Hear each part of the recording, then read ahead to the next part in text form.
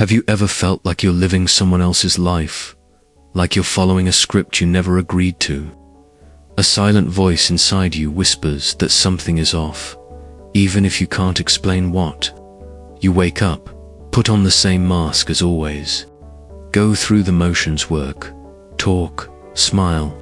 To the outside world, everything seems fine.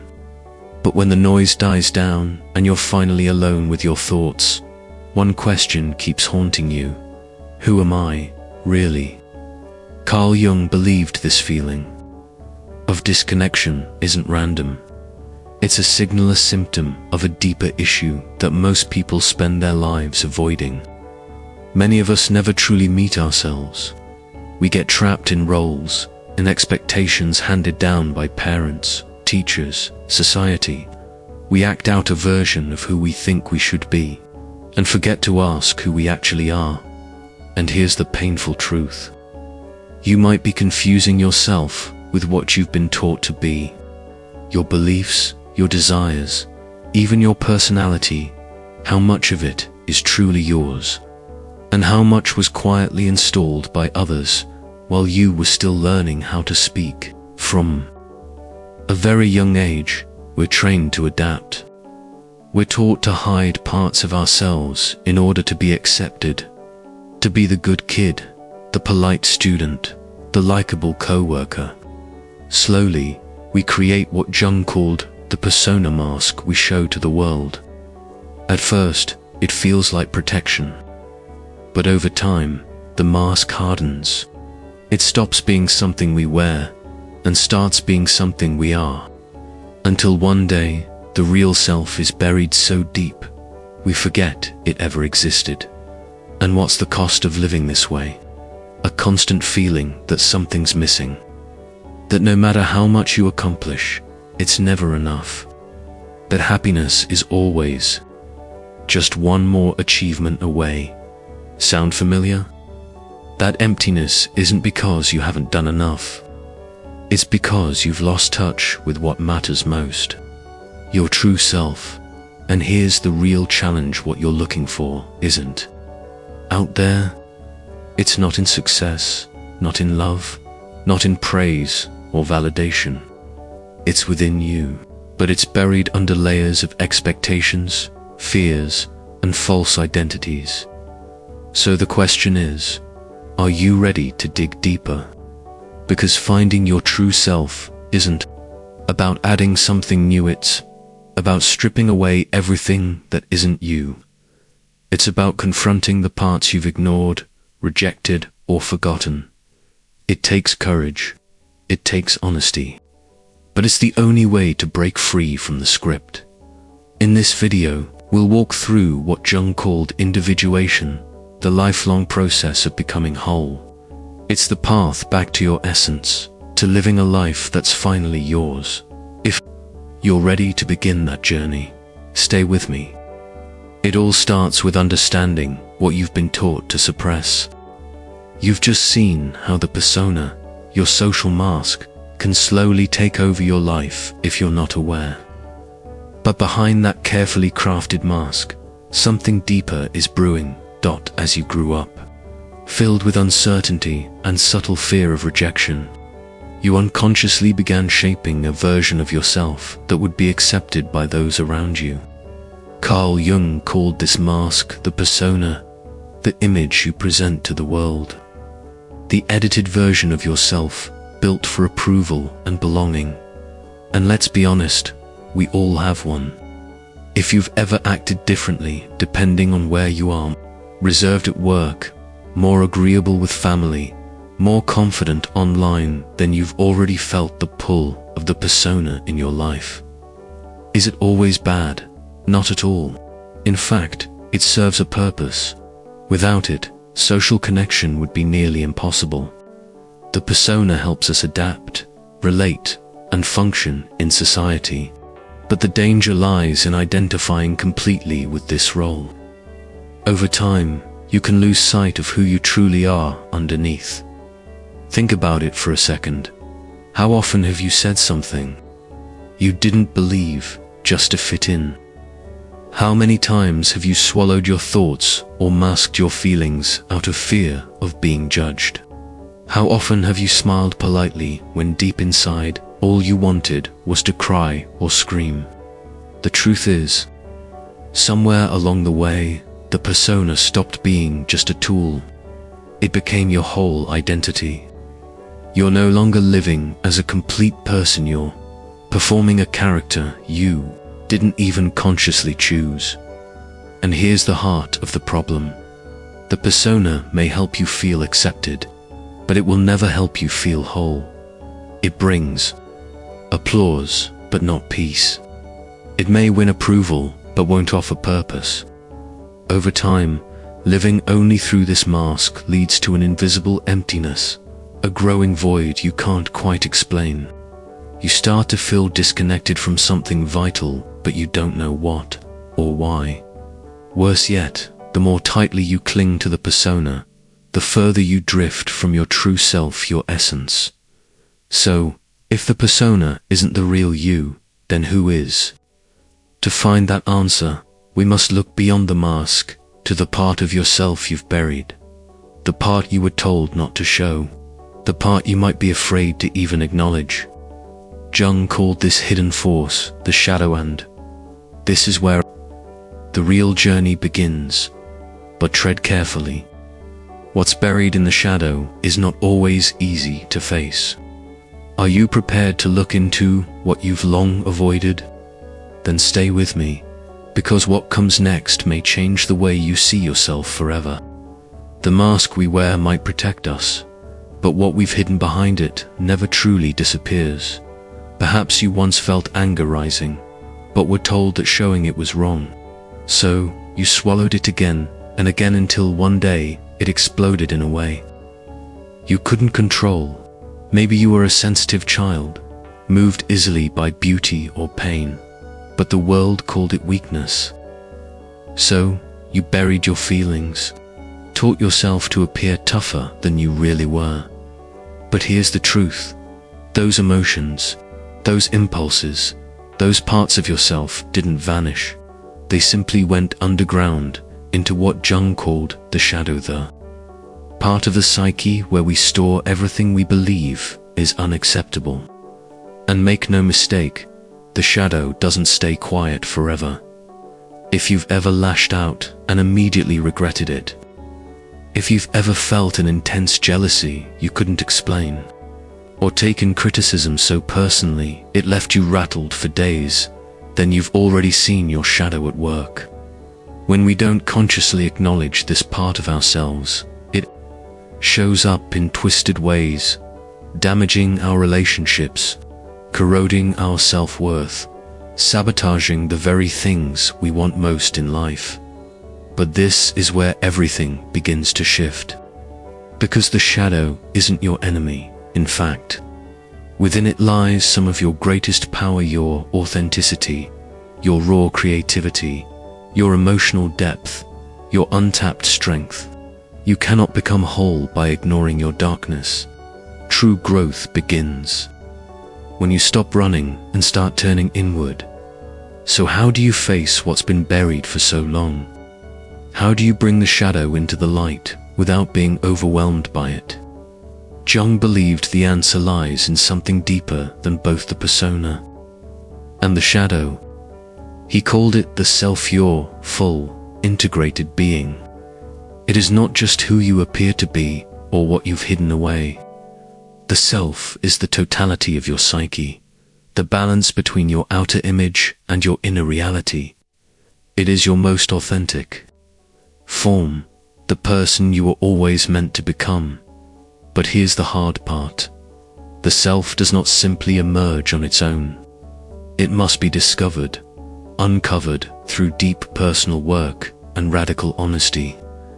You must be willing to confront truths you've avoided, question beliefs you inherited, and reconcile your real desires with the roles society told you to play. And yet, the biggest obstacle in this journey isn't the world, it's fear. Fear of dismantling an identity you've spent years building. Fear that some of your past choices weren't truly yours. Fear of encountering parts of yourself that you've rejected for so long.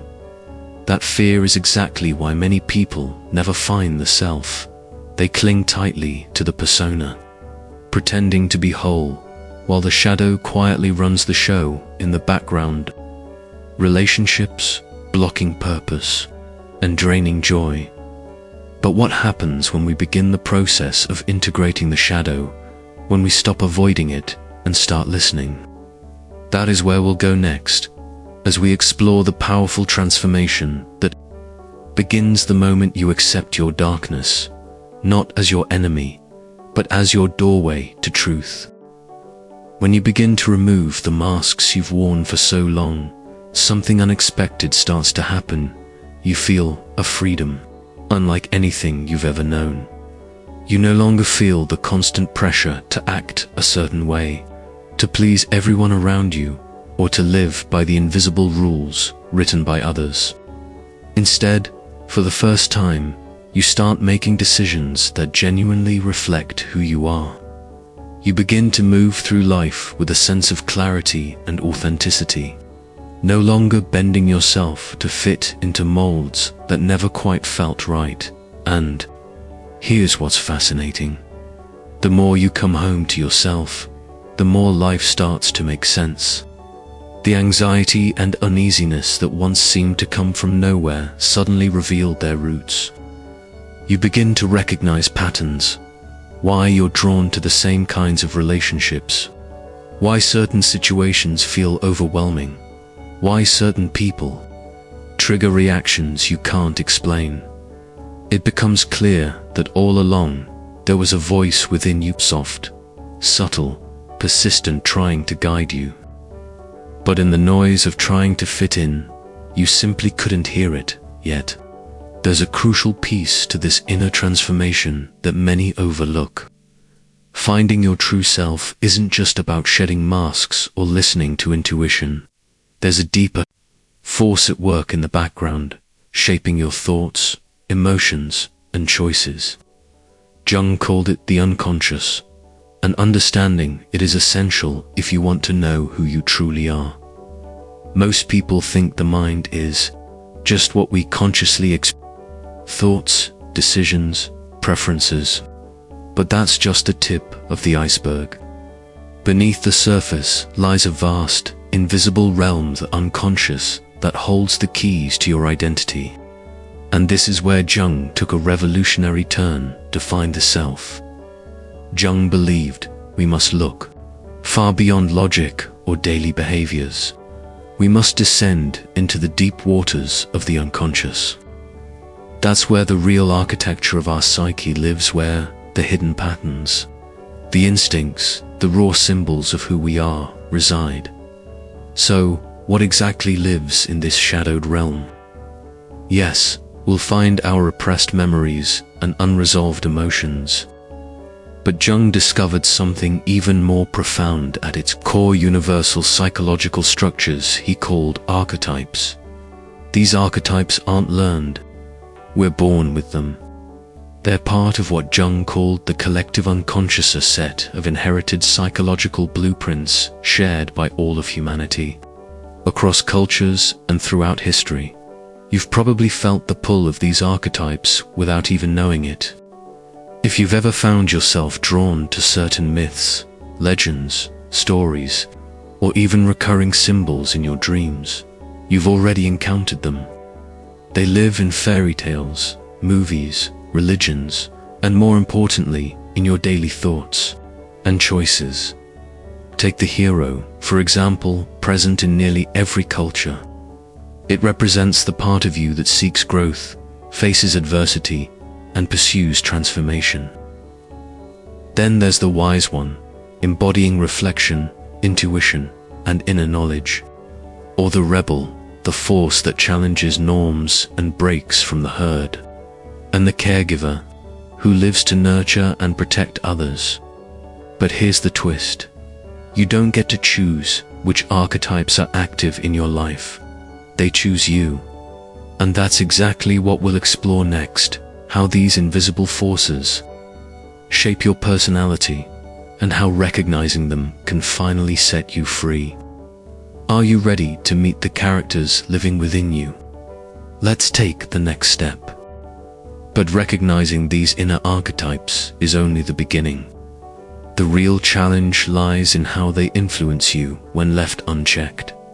These psychological forces operate quietly, shaping your life beneath the surface, often without your conscious awareness. They are like invisible threads pulling at your decisions, reactions, and emotions. The real problem arises when you begin to identify exclusively with just one of them, ignoring the rest. For example, if you see yourself only as the hero, you might constantly feel the pressure to be strong, brave, and unshakable.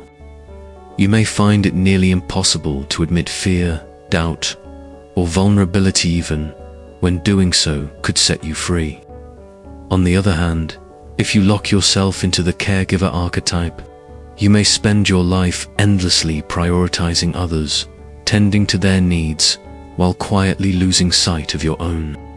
Over time, you may begin to feel invisible, exhausted, or even resentful, but unable to break free from the role you believe defines you. Finding the true self, Jung taught, requires balance. It's not about choosing one role and living by it forever. It's about recognizing which archetypes are dominating your life, which ones you've repressed, and learning to integrate them all. But how do these archetypes reveal themselves to you?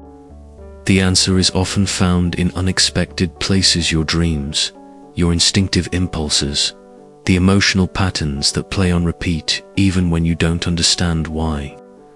That sudden fear of abandonment, that compulsion to always prove your worth, the way you react when someone challenges your authority, these aren't random, they're clues.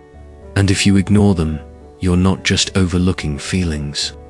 You're ignoring key parts of yourself that are calling out to be seen.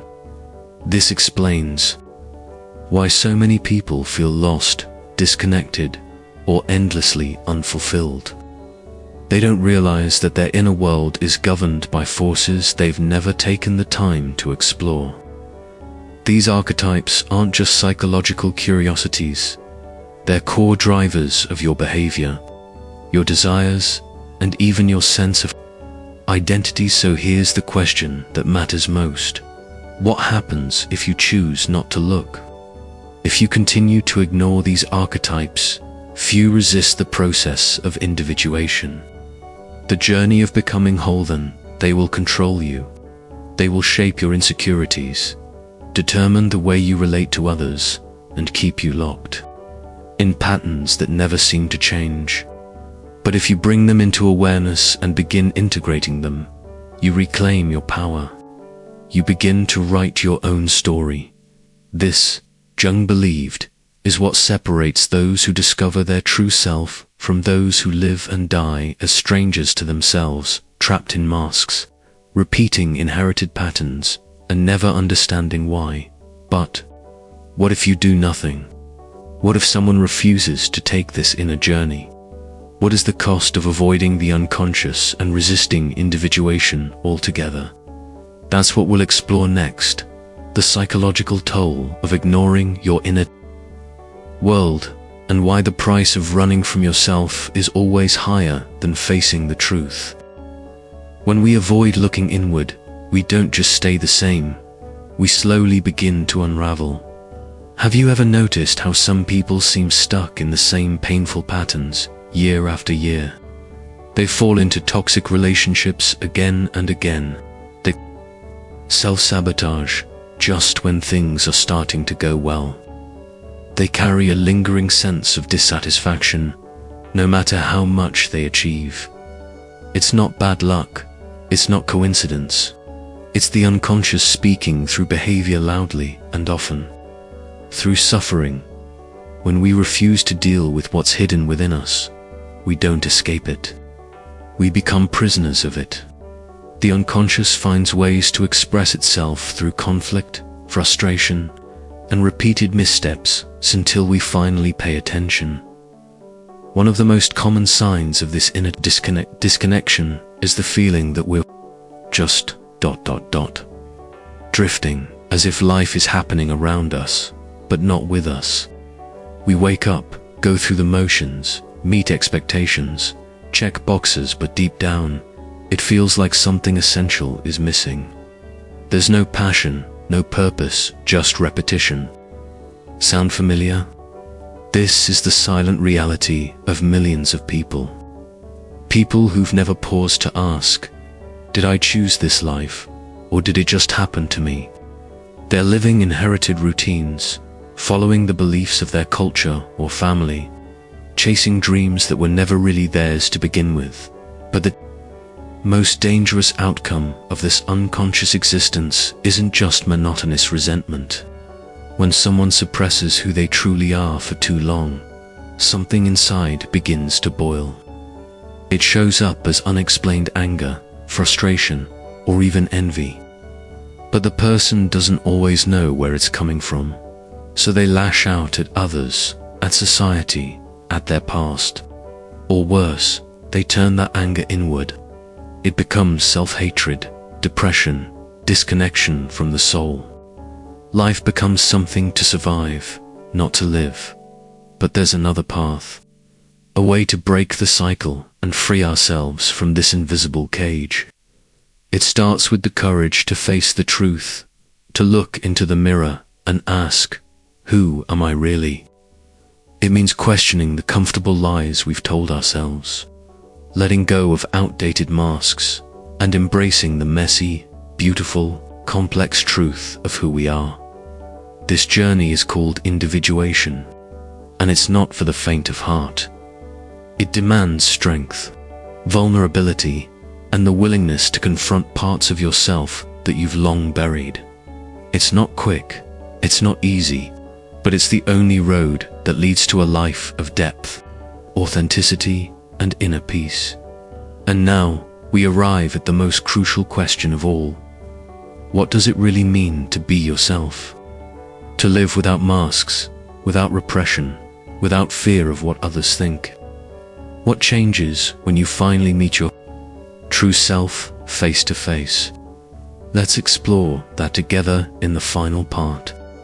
To live as your true self, you must stop conforming and start becoming. The truth is, real freedom doesn't come from trying to fit in, follow trends, or meet other people's expectations. It comes from the moment you decide to accept every part of yourself, your strengths and your struggles, your beauty and your darkness. It's not about perfection, it's about wholeness.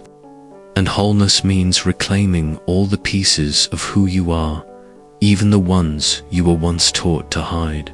This is the shift from living as a passive product of your environment to becoming the conscious creator of your own life. It means stepping out of the roles assigned to you, the obedient son, the high-achieving worker, the polite citizen, and asking, what if those roles no longer define me? You stop being the puppet. You become the author.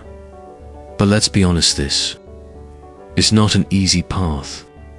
It demands something most people avoid: courage.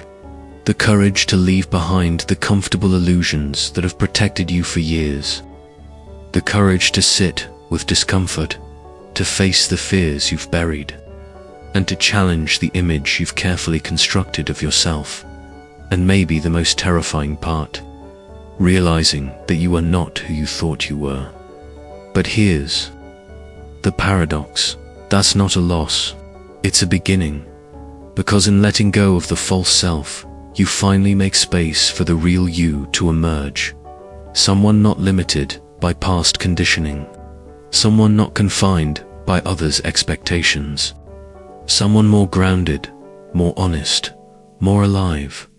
So let me ask you now, you ready to take that step? Are you ready to question the story you've been told about who you are? Are you ready to confront the parts of yourself that have been hidden, repressed, or denied for far too long? If you're still watching this video, It's likely because something inside you is already stirring something that's ready to break free. If any part of this message hit home for you, I invite you to share it in the comments. What resonated most? Have you ever felt like you were living a life or an identity that didn't truly belong to you? Let's have that conversation, because you're not alone. But don't stop here. The next video is essential. It takes you even deeper into the unconscious. Patterns shaping your thoughts, choices, and relationships. Keep watching, because this journey of self-discovery is far from over. In fact, it's only just beginning.